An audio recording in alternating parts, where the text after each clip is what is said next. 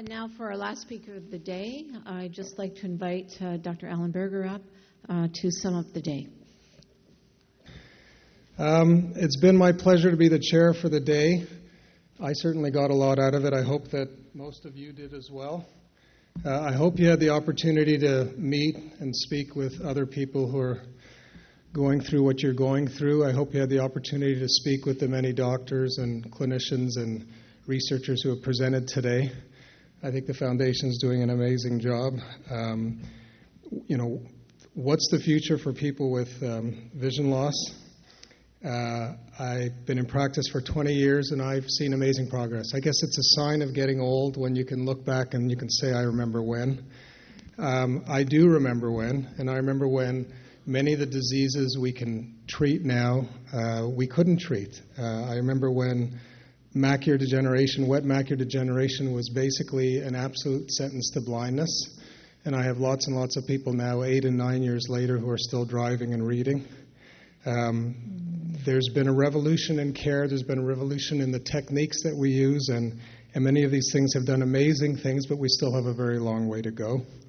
We're figuring out and looking at trying to find new drugs, trying to find new ways of administering the drugs, trying to find drugs or biologics or other things that can allow us to not have to stick you with a needle every month and bring you back to the offices multiple times. We really are trying to find cures for diseases, but as you can imagine, the body is a very complicated structure. The eye is a very, very complicated organism. Some people over the years asked me why I went into ophthalmology, and I remember early on saying, well, it was one little piece of the body, it'll be easier for me to manage and handle, but nothing could be farther from the truth. There's so many things we can do now that we couldn't do before, from a surgical perspective, from a drug perspective, from a laser perspective. We're so much better able to diagnose things at an earlier stage, and often when you can diagnose things at an earlier stage, you have a better chance of either preserving them or preserving the level of visual loss at a manageable level. It used to be that when I was a resident 30 years ago, we would have 30 beds in the hospital for eye patients, and now virtually everything we do is outpatient. So in terms of sleeping in the comfort of your own bed, that's sort of the norm now when it comes to the eye surgery that we do. I myself had some eye surgery. I can attest to the difference that some of the surgeries we do can make to one's life and one's ability to walk around.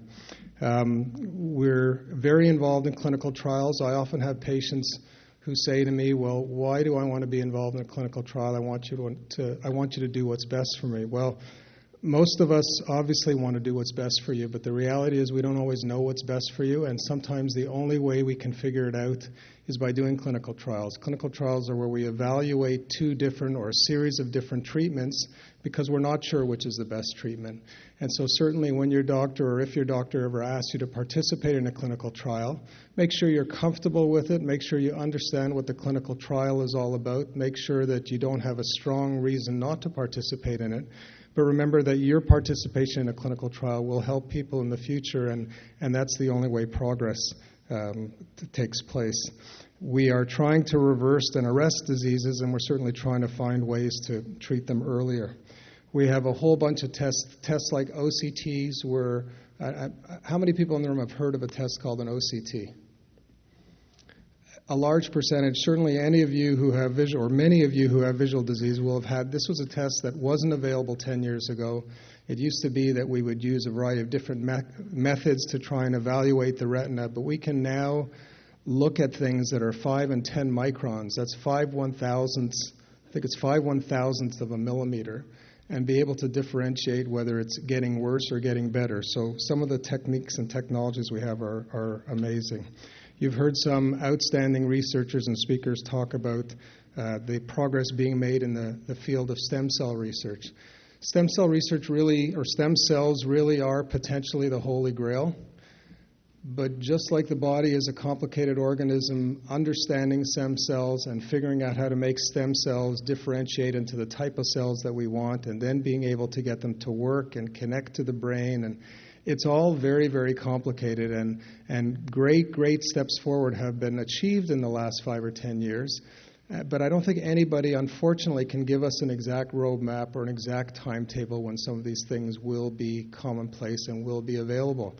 And, will each of us or each of you be a candidate at the time? We all want to participate and be the first ones to have stem cells or the first ones to have the Argus 2 implant. But in general, we have to take baby steps. And baby steps mean that we have to try these devices or gene therapies in the patients that we think it's the safest to try it in, the patients where we most think we'll be able to assess whether the drug or the device is helping. And so if you're not considered a candidate, please remember that it's not that we don't like you. It's not that we don't want to do the treatment on you. It's just that we have to take baby steps, and progress will come, but it'll take some time. Some of the stem cell research I won't reiterate, but certainly, again, we're light years ahead of where we were before. Stem cells are being implanted into people's or under people's retinas, and we are seeing that the stem cells are taking and surviving, and so it's all incredibly promising, but we're just not there yet.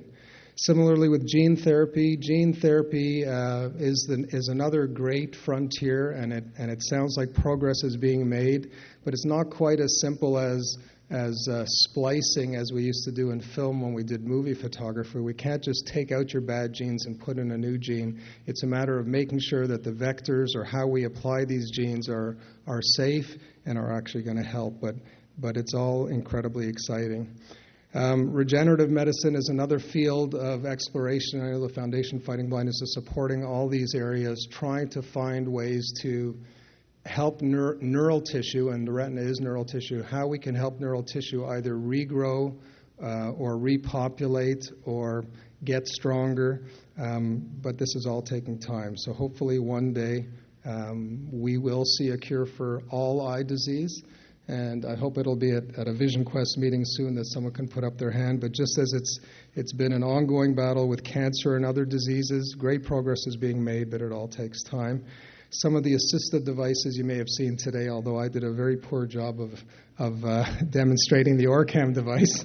Some of these assistive devices and computer technologies are incredible. I mean, the fact that you can put on a set of glasses and it can enhance your vision tenfold, or if you don't have any vision at all, that you can put a little camera on your glasses, push a button, look at a menu, and it can read it to you. It really is the $6 million man type of stuff. So just as computers are getting smaller and smaller and stronger, I fully expect that this technology will get better with time.